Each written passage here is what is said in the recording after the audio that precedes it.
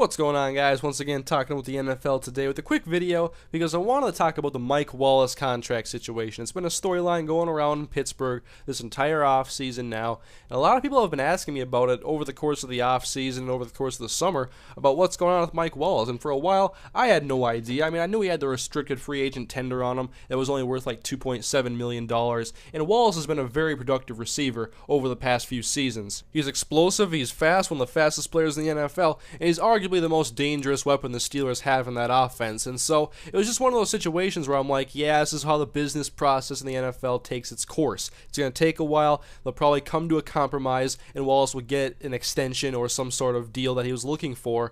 But that has not happened yet, and now there are doubts about whether or not it is even going to happen. Will Mike Wallace even play in a Pittsburgh Steelers uniform again? He has yet to sign the restricted free agent tender for $2.7 million.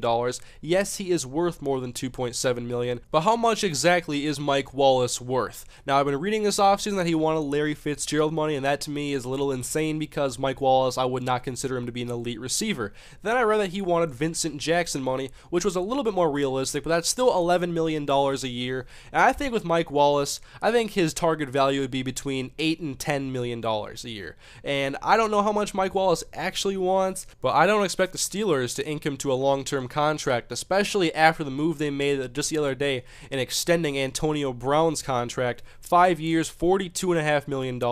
That to me would be a fair deal for Mike Wallace, but I can't see them paying two receivers like that, despite how dangerous Mike Wallace may be. He's mainly a downfield speed threat, and I like Antonio Brown's all-around game. He was an exciting player last year. He broke out in his second year in the league, and Mike Wallace has a year of experience on him, and he's a great player, but I don't foresee the Steelers inking him to a contract anytime soon.